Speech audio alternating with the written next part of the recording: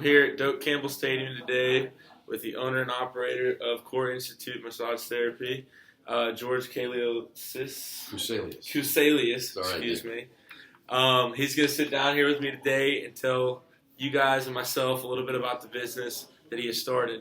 So with that being said, George, tell me a little bit about yourself and about the business that you've started. I'm 66 years old. I've been doing massage therapy. Yeah, I'm doing massage therapy now for 38 years. And my actual decision to get involved in massage therapy started here at FSU when I was a graduate student back in the 70s, playing rugby for FSU, had a neck injury, and Doc Falls, the fellow that this area is named after, treated my neck and told me I really needed to do better rehab through stretching, through massage therapy. He got me involved in a plan that helped out an awful lot. And I just got an interest at that time to start studying anatomy. I was in the psych department working on a graduate degree and started taking classes in anatomy and physiology. From that, I became a massage therapist in 1978. And for the next 12 years, I created a practice for massage therapy, and I started teaching workshops for licensed massage therapists, for something called continuing education. My specialty area was sports massage. I've always worked with athletes. And about 1989, I was actually teaching with my wife over in Spain. We had been invited over to work at this resort that a lot of athletes trained at. They asked me to come in and do some teaching for massage therapists from all over Europe who wanted to come there and learn some of the techniques that we were using here in the United States at that time.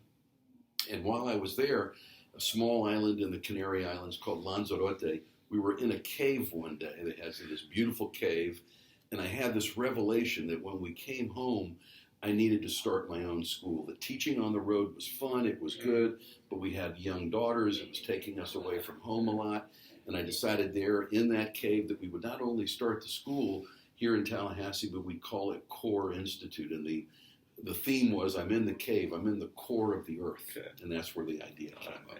So in 1990, my wife and I opened up the school, had no idea what we were doing. I had taught at a lot of schools before, but didn't know anything about administration or about advertising, promotion. All that was something new to me. I knew how to do massage. I thought I knew how to teach massage. But here we had to develop a whole curriculum for entry level. It had to follow state and national standards so our people could get licensed. And I'd say it took us 3 to 4 years really to become fully aware of all the responsibilities that we had to do every day. So we started the school in 90. We kept it going for 25 years. We ran day classes and evening classes. So I was there every day from about 8:30 in the morning till about 11 at night, 5 days a week, and making it happen. So that's what people don't understand is how much time goes into starting a company like this and how much that the owner has to put in. If they don't, buy in completely, just like anything in life, it won't succeed. Well, we had a total, I think in 1990, we had a combined resources between my wife and I of about $10,000. And we were going to buy our first home.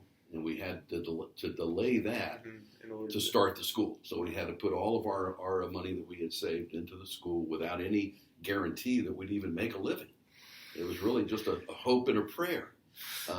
But we knew one thing, and that was true, that I had a love for the profession, that I cared a lot about people learning at a higher level. And we decided to do something that was different than the typical model at that time. State of Florida required that your students be at least a high school graduate and a minimum of 18 years of age. I didn't learn massage until I was 28, and I kept thinking to myself, if I had started when I was 18, I would be pretty irresponsible. I wouldn't know how to handle myself in certain situations. So we made a decision that we would up our age minimum to 21, and that people had to have at least 2 years of college or 2 years of solid working experience before they could come into the school. So having an older student body, maybe a more mature student body, I think helped us out. And from our earliest classes, we saw that we were getting some great people. Now, we're here in Tallahassee, a lot of people who had gone to the universities, whether it was here or FAMU, many who had already studied anatomy and physiology, some who were athletic trainers wanting to expand into massage therapy, some who were personal trainers wanted to become massage therapists.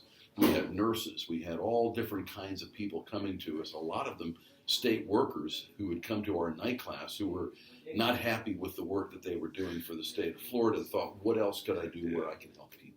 So it was a really great group of people, and the first 3 years was a struggle. We really had to, figure out how to budget really well to have enough money left over at the end of the month, not just to pay bills, but to pay ourselves.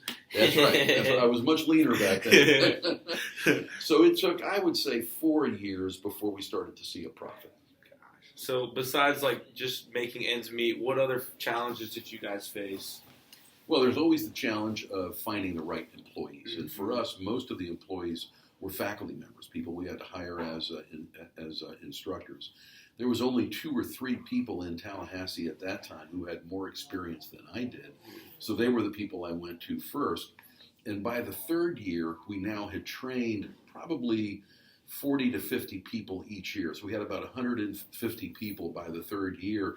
And from that group, we could start selecting people we thought would make good teachers. So we started a teacher training program in our 3rd year where people who had just graduated could spend another year on staff as an assistant instructor and start learning how to teach. And from that group, we developed a really strong faculty. I would guess through the 25 years we had the school, we probably had about 30 different people that filled different faculty slots. 28 of them. I can only think of 2 that weren't graduates of our school. So there were people that came through the program, respected what we taught, knew us well. It felt more like a family. They knew our values, both the core institute values and our core values. Exactly.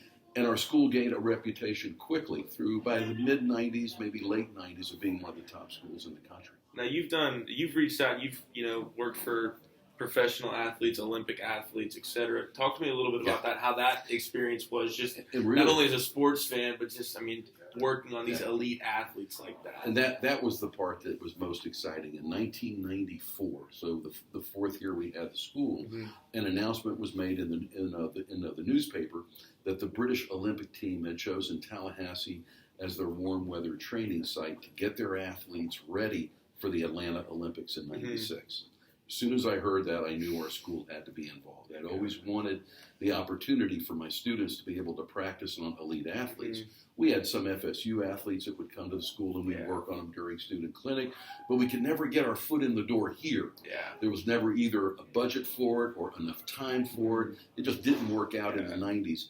So then the British team accepted the offer that I had, which was to offer massage therapy for the whole summer of '95. They had about 300 athletes here training in '95. Then they brought the whole team with staff, all their coaches, all their medical staff.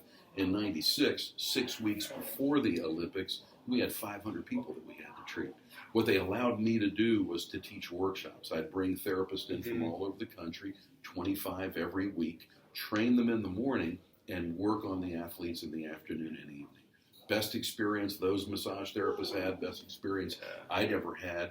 And it opened up the world of Olympic sports massage to me and to other massage therapists. So '96 was the first Olympics where massage therapy was a part of the medical team in Atlanta. By 2004, just 8 years later, I had been asked by the Athens Olympics to organize an international team to support the Olympians and the Paralympians in Athens. So we stayed a month there from the end of July all the way through the end of August. First for the Olympics for 2 weeks and then the Paralympics. And 170 massage therapists from 18 countries were selected. They came in and we worked on 11,000 athletes during that time. Amazing experience. So from '96 to 2004, a lot of my extra work was training massage therapists to work on Olympic athletes. So backtracking a little bit, you said you had a variety of different employees. Did you ever run into any issues with any employees? There was, most of our people we knew well enough before we hired them, so there weren't too many surprises. One of the bigger issues we had, and she was a great employee, I don't blame her for it, but medical health can become an issue. And in massage therapy, you have to be vigorous, you have to be ready at all times to work on people who are much bigger than you, people who are much smaller than you. It doesn't matter, you got to be ready. And she was one of our top instructors, and she had injured her wrist, both wrists, in a fall that she had. Now, she had fallen over something, landed on her hands awkwardly, and really strained it. So her ability to teach was diminished because she couldn't do as much with her own bodies. Meanwhile, I feel responsible for her because she was one of the people that we hired at the very beginning of the school. And you don't know how to tell somebody, maybe you need to think about doing something else. She couldn't work as a massage therapist. She thought she could still teach, but she really had a difficult time demonstrating to other people what she could do. So that was probably the most difficult situation. She hadn't really done anything wrong. She wasn't a bad employee. She just couldn't fulfill the responsibilities as was needed. Finally, what we worked out with her is that we would help pay for further education for her, and she went ahead and got involved in occupational therapy, something where she didn't have to be as physically active. So we gave some money towards a scholarship so she could go back to school. Awesome. That's awesome. Never had a bad employee, though. Never had somebody I had to, sit down and say, look, you're fired. You just have done some things here wrong. I know other schools that's been an issue. I've talked to other school owners and directors that said that's one of the big issues is, trying to keep faculty and staff all facing the same direction, looking at the same goals. We really never had that as that's what you kind of follow into. Sure, we didn't get the call from the FSU sports medicine department until Jimbo's second year here. And I was never more excited that we got the call saying that Coach Fisher wants a massage therapy team to work with the football athletes. I had offered that for 20 years, and it never happened. But having him here, having a new director of sports medicine, all of that made it much easier. And I'm not sure if you know, this is the 6th year that we're going to be here. 6th season. So we've seen the development of how sports body work. I call it body work because it's a deeper style of massage than what people typically think about. And we have some of the largest, most powerful athletes in the history of the world, not only at this facility, but at facilities like this all over the country and at the professional level. And FSU, during the time that we've been here, has dramatically lowered the soft tissue injury rate. And they talk about that every year. We know we're a part of that. We don't know how big of a part, but we're a part of that success in helping athletes play in a healthier way, not get injured as badly, and hopefully not miss as many games as what a typical athlete does. If they do get injured, back faster. Right. Now, it was this past year that we became a part more of the rehab part. Our job here is prehab, and I preach this to all my students in massage therapy, that what massage therapy does is help to prevent injuries. Yes, we can work on athletes after they've been injured. We can work on the average person after they've been injured, and it helps to speed up the injury rehabilitation.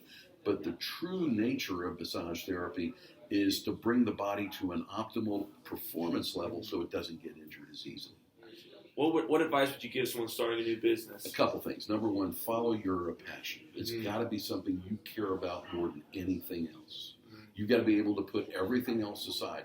Your future as a potential spouse to somebody. You can't be thinking, I've got to go find a husband or a wife. You have to think, I've got to make this business work. I've got to establish it. I've got to put as many hours in it as it takes. I got to be willing to risk everything. Whether it's my money or whether I find investors, they have to believe me. They have to know that I'll work harder and longer than anybody.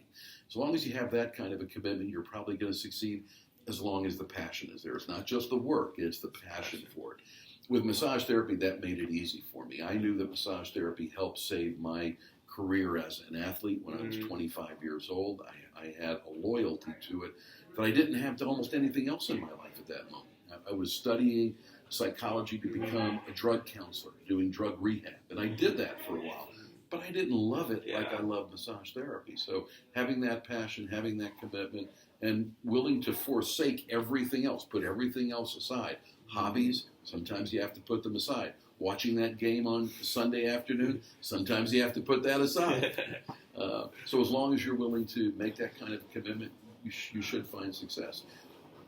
I was lucky. I had a family that raised me who had a big family business. So I saw the people working together. Sometimes they didn't like each other. They always loved each other. They didn't always like each other. But I came from a big Greek family that had a big restaurant. All the aunts and uncles worked together every day. Even the cousins, as we grew up, we were brought into the business and helped out. So I saw that people working together towards a common goal, we usually make it happen. But one person can spoil the broth, right? It Right? can. They One person can't make it, but one sure can spoil But they it. can spoil it. So you One have sure to can spoil watch out for those naysayers and make sure that they don't have the influence that the people who are positive about it. Yes, sir. And I know that your career, whatever it ends up being, you're a very positive guy. So Yes, sir. Well, I feel strongly that you're going to be yes, successful. sir. Well, thank you for sitting down with me today. I really do welcome, appreciate it. That's all I have today. Owner and operator of Core Institute Massage Therapy, Mr. George. Thank you, sir.